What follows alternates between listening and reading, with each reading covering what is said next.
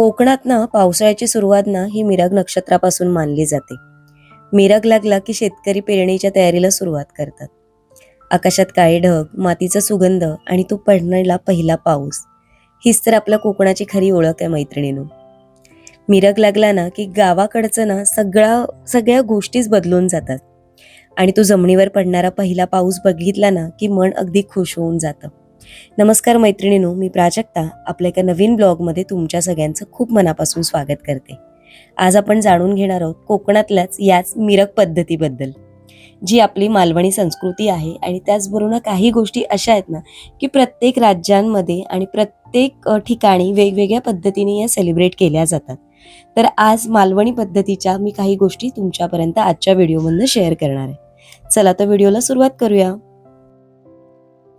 आज अनायसे संकष्टी पण आहे. म्हटलं चला आज तुमच्यापर्यंत ही रेसिपी पण पोहोचवते, कारण म्हटलं अनायसे आपल्याला गोड काहीतरी पदार्थ बनवायचाच होता. तर आजच्या कामांना सुरुवात झाली आहे बघा.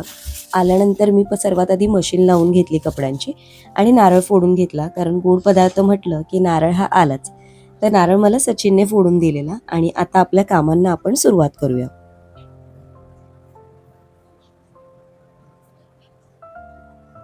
सुरुवातीलाच तयारी करते भाजीपासनं. म्हणजे फ्रीजमध्ये ना मटकीला मोड आणून ठेवलेले, तुम्हाला दाखवलेले मी, आणि ते आता बाहेर काढून ठेवली.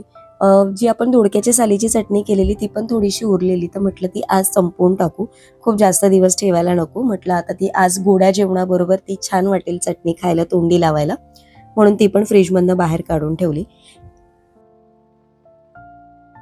संध्याकाळची दिवाबत्ती करायची वेळ झालेली होती, तर मी म्हटलं ना या आत्तापासून म्हणजे आजपासून ना या ज्या बोरोसिलच्या कॅन्डल्स होत्या, ज्या मला कोलॅबरेशन्समध्ये आलेल्या, याची साईज ना बऱ्यापैकी मोठी आहे.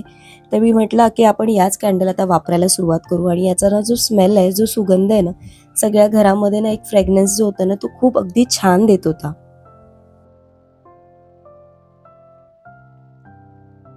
मिरग म्हटला ना की कोंबडी वड्याचा बेत हा आवर्जून केला जातो. आणि असं काही नाहीये की तिखट पदार्थांचाच बेत केला जातो. जसं जे काही आपले पारंपरिक पदार्थ असतात ना त्याचा पण आस्वाद म्हणजे एक शेवट असतो. जसा आता उन्हाळा संपतोय म्हणजे आंबा, फणस, काजू हा असा शेवट आहे. मग त्याचबरोबर त्याचा काही पदार्थ केला जातो. घरगुती आपण जी काही लोणची करतो किंवा वेगवेगळे सुकवलेले पदार्थ स्टोअर करून ठेवतो. आणि विशिष्ट काय असतं माहितीये म्हणजे याच्यात की सगळ्यांनी मिळून जेवण करणं. आणि त्याचबरोबर आपल्या कुलदेवतेची किंवा ग्रामदेवतेची पूजा केली जाते. का तर चांगला पाऊस व्हावा, भरघोस पीक यावं. आणि काही ठिकाणी वेगवेगळ्या ठिकाणी जसं भजन, कीर्तन असं काही काही वेगवेगळ्या चालू असतं. ह्या झाल्या सगळ्या गावच्या काय बोलतात ना चालीरीती किंवा प्रथा असतात अशा वेगवेगळ्या. सचिनला खायचे आहेत दम आलू. त्याच्यासाठी मी यावेळेस जेव्हा सामान भरलं म्हणजे कांदे बटाटे वगैरे ज्या वेळेस घेतले, त्यावेळेस हे मिनी बटाटे घेतलेत. तर याची पण एक रेसिपी तुमच्यापर्यंत पोहोचवण्याचा मी नक्की प्रयत्न करेन. आणि तुम्हाला माहिती आहे का या बटाट्यांच्या सालीचे वेफर पण होतात. तुम्ही कधी ट्राय केलेत का? मला नक्की कमेंट करून सांगा. मला ॲक्च्युली हे ट्राय करून बघायचे आहेत, पण मला अजून माहिती नाही की हे खरंच बटाट्याच्या सालींचे वेफर क्रिस्पी किंवा कुरकुरीत असे खातात की नाही किंवा होतात की नाही. जर झाले असतील किंवा तुम्ही कधी ट्राय केलं असेल ना तर मला मात्र नक्की सांगा. जर तुम्ही मला कमेंट करून सांगितलं ना तर मी याची रेसिपी नक्की ट्राय करेन आणि त्याचा रिव्ह्यू पण तुमच्यापर्यंत नक्की पोहोचवेन. सर्वात आधी आपण मटकीच्या भाजीला फोडणी देऊन घेऊ, कारण आज संकष्टी असल्यामुळे मी कांदा देखील वापरणार नाहीये. तर फोडणीला मी फक्त राई टाकणार आहे. थोडंसं तेल गरम झालं की याच्यामध्ये राई टाकायची. राई टाकल्यानंतर तुम्हाला कढीपत्ता वापरायचा असेल तर कढीपत्ता वापरा. माझ्याकडे कढीपत्ता संपलेला म्हणून मी थोडंसं हिंग टाकलेलं आहे, थोडीशी हळद टाकलेली आहे. आणि याच्यामध्येच ना आता ही जी मटकी आहे मोड आलेली ती टाकून घ्यायची. मी एक बटाटा देखील टाकलाय, म्हणजे बटाटा मला सगळ्याच भाजींमध्ये आवडतो खायला. म्हणजे असं खूप जास्त नाही, पण अशा काही ज्या ग्रेव्हीच्या भाज्या असतात किंवा कडधान्याच्या ज्या उसळी असतात त्याच्यामुळे बटाटा मला खूप जास्त आवडतो. तर बटाटा टाकून आणि हे सगळं मिक्स करून एक वाफ काढली की मग याच्यामध्ये मी टमॅटो आणि घरचा मालवणी मसाला, थोडंसं मीठ हे सगळं टाकून हे मिश्रण परत सगळं एकत्र मिक्स करून घेतलं भाजी. आणि ही भाजी वाफेवर जेवढी शिजेल तेवढी ती छान लागते कमीत कमी पाण्यामध्ये. तर बरी पण मी इथे थोडंसं पाणी टाकलंय. एका साईडला मी कुकर पण लावून घेतला आणि भाजी शिजायला ठेवली. आणि आता ना म्हटलं आपल्याला गोड पदार्थ करायचा आहे, तर पातोळ्या करायच्या आहेत. पण पातोळ्यांसाठी माझ्याकडे मी खूप मार्केटमध्ये फिरली दादरला, पण काही हळदीची पानं तर भेटली नाही. तर म्हटलं चला आज आपण करूया या केळीच्या पानांमध्येच पातोळ्या तुमच्यापर्यंत पोचूया. आणि पातोळ्या करणं अगदी सोपं आहे. पातोळ्या, मोदक हे सगळं एकाच प्रकार आहे, फक्त वेगवेगळ्या पद्धतीने तो केला जातो. काही ठिकाणी ना पातोळ्या नागपंचमीला आवर्जून केल्या जातात. काही ठिकाणी पातोळ्या म्हणजे श्रावणामध्ये केल्या जातात जास्त करून. काही ठिकाणी नागपंचमीला उकडीचे मोदक पण केले जातात आवर्जून. तर मी आज म्हटलं संकष्टी आहे तो मोदक करण्याच्या ऐवजी आपण हेच करू. कारण गेल्या काही दिवसातच माझ्याकडे उकडीचे मोदक पण त्याचबरोबर तळणीचे मोदक पण झालेले.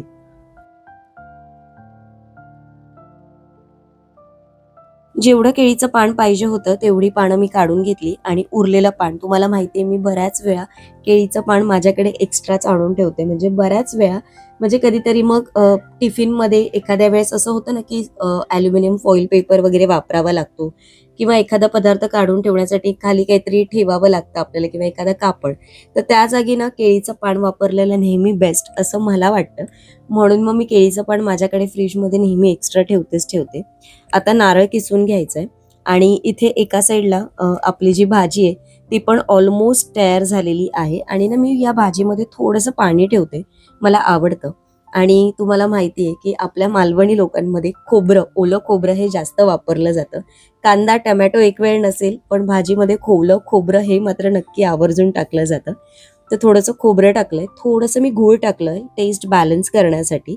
वरून थोडीशी परत कोथिंबीर टाकली आणि बस एक 2 मिनिटं परत याला वाफ काढून घेतली आणि आपली भाजी तयार झाली. तर आता आपण ना सारण तयार करून घेऊया. तर सारणासाठी मी खोबरं घेतलं इथे आणि याच्यामध्ये ना मी जी गूळ पावडर असते ती वापरली आहे. बऱ्याच वेळा तुम्ही हे ना आपलं पॅनवर जे आपण परतवून घेतो ना पॅनमध्ये टाकून तसं पण करून घेऊ शकता. पण माझी आई बऱ्याच वेळा म्हणते की अगं अगोदर हे एवढे सगळे लाड नव्हते आमचे, जे मिळायचं आम्ही त्याच्यातच करायचो. म्हणजे एवढं काही असं हे नव्हतं की हे मिक्स करायचं, मग ते चुलीवर परत गरम करायचं आणि मग त्याच्यात वेलची टाकायची, हे टाकायचं, ते टाकायचं, असं ती मला खूप बोलते. ती म्हणते जेवढ्या साध्या पद्धतीने तुम्ही तो पदार्थ कराल ना तेवढी त्याची टेस्ट खूप जास्त चांगली लागते. तर तिच्या याच गोष्टी मी लक्षात ठेवून कधी कधी अशा पद्धतीने देखील करते. म्हणजे मी हे फक्त हातातने कुस्करून घेतलंय, मी ते काही गरम वगैरे करणार नाहीये. आणि तुम्ही अशा पद्धतीने एखाद्या वेळेस मोदक पण करून घ्या. कारण याच्याने जो खोबऱ्यामध्ये जो ओलावा त्याचा जो रस असतो ना त्याचा पूर्ण तो रस ना तुम्हाला खायला किंवा टेस्टला लागतो. तो तुम्ही अशा पद्धतीने एकदा मोदक नक्की ट्राय करून बघा. आता इथे मी थोडीशी वेलची होत्या म्हणजे एक 4 वेलची मी खलबत्त्यामध्येच बारीक करून घेते. आणि हल्ली ही पण मला खूप जास्त एक वेगळी सवय लागली की जेव्हा वेलची पावडर मी क्रश करून घेते, मी आधीपासनं कुटून ठेवत नाही किंवा मिक्सरला लावून घेत नाही. पण आता पावसाळा आहे तर कधीतरी मी करून ठेवेन पण. म्हणजे पावसाळ्यात वगैरे बरी पडते कारण कधीतरी काय होतं वेलची आहे ना थोडीशी नरम पडते. उन्हाळ्यात वगैरे इतर ऋतूमध्ये वेलची अशी जर स्टोअर केली ना तर ती चांगली राहते, नरम पडत नाही. तर आता ही वेलची पावडर याच्यामध्ये मिक्स करून घ्यायचं आणि बस आपलं सारण तयार झालं आहे. तुम्हाला माहिती आहे का, की हे ना तवसोळ्यामध्ये केलेले ना म्हणजे काकडीचे केलेले, पण जी गावची प्रॉपर तवसं असतं ना, त्याचे केलेले ना पातोळ्या खूप छान लागतात. मला खूप जास्त आवडतात. पण मला ते नाही जमत करायला आणि तशी काकडी आता इथे मिळत पण नाही. त्याच्यामुळे साध्या पद्धतीने उकड काढते बघा मी तांदळाची. मी 1 कप पाणी घेतलंय, त्याच्यामध्ये चिमूटभर मीठ आणि थोडंसं तेल टाकलंय. तुम्ही तूप देखील वापरू शकता. आणि जेवढं पाणी आहे तेवढंच तांदळाचं पीठ घेतलेलं आहे. ही उकड जशी आपण मोदकाला काढतो ना तशीच काढायची. सगळं मिक्स करायचं आणि वरती मग झाकण ठेवून ना हे पीठ पूर्णपणे थंड करायला ठेवायचं. बऱ्याच वेळा मी थंड करूनच ही उकड मळते. जेवढी उकड तुम्ही थंड करून ती मळाल ना तेवढी ती तुम्हाला मळायला पण चांगली होते आणि पीठ पण ना छान भागलं जातं. आता भागलं जातं हा शब्द किती ठिकाणी वापरला जातो मला माहिती नाही, पण माझी आई हा वापरते. म्हणजे जेव्हा असं पीठ काही भिजवायचं असतं किंवा अशी उकड काढायची असते ना तेव्हा ती असं म्हणते की भागवलं पाहिजे पीठ. तर ते शब्द मी आज मला आठवले. आज या अशा पारंपरिक गोष्टी करताना किंवा असे पदार्थ बनवताना ना या सगळ्या छोट्या छोट्या गोष्टी आवर्जून आठवल्या देखील जातात. तर इथे मी पिठाला थोडंसं तेल लावलंय आणि अगदी छान मळून घेतलंय. मऊसत गोळा करून घ्यायचा आणि मग याच्या आता मी 6 पातोळ्या करणार होती आज मोजूनच. त्याच्यामुळे ना इथे मी या पिठाचे 6 गोळे करून घेतलेले आहेत बघा. मोजून करून घ्या जसे तुम्हाला हवे असतील तसे. तर हे केळीचं पान आहे, हे आपल्याला मधोमध दुमडायचं असतं. तर मी आता हे मधून याचा जो देठ आहे ना तो थोडासा कापून घेतलाय. आता याच्यावरती थोडंसं तेल लावायचं. गोळा तुम्ही हातानेच थापून घ्या, लाटू नका.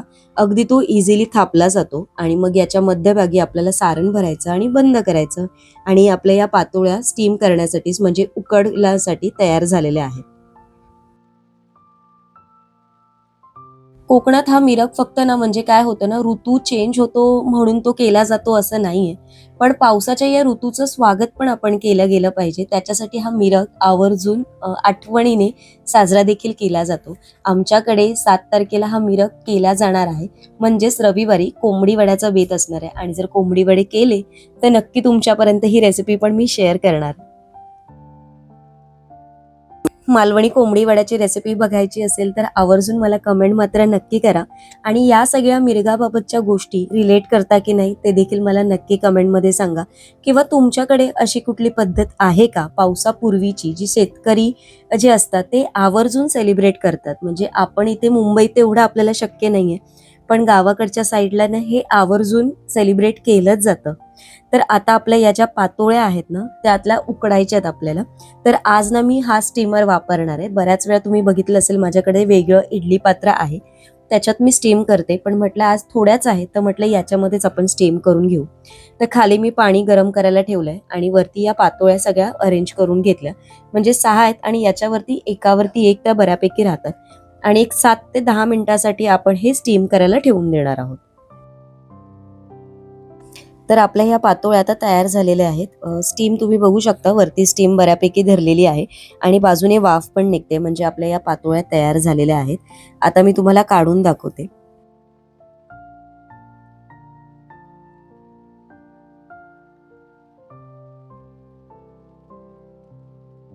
एकच गोष्ट कुठे थोडीशी वाटते की जर या हळदीच्या पानात बनलेल्या असल्या असत्या ना तर इतक्यात पूर्ण घरभर हा हळदीच्या पानाचा सुगंध पसरला असता.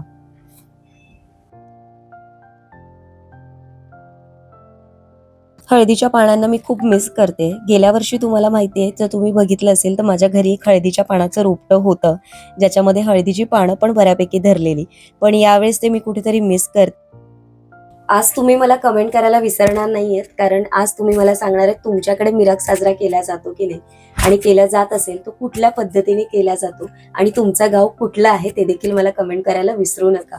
तर मला असं वाटतं आता पावसाळा तर लवकरच चालू होईल आणि याचबरोबर आपले सगळे फेस्टिवल म्हणजे आपली ही जी संस्कृती आहे ती कुठे ना कुठेतरी पहिल्यापासूनच आपल्याला बोलतात ना एक नाळ ती जोडलेलीच असते. आणि जसे जसे हे सण सुरू होतात ना आपल्या मध्ये ना एक स्वतःमध्येच खूप छान छान एनर्जी यायला सुरुवात होते आणि त्याचीच सुरुवात ही मिरगापासून झालेली आहे. तर अशाच एका छानशा व्हिडिओमध्ये मी लवकरच तुमच्यापर्यंत भेटेनच.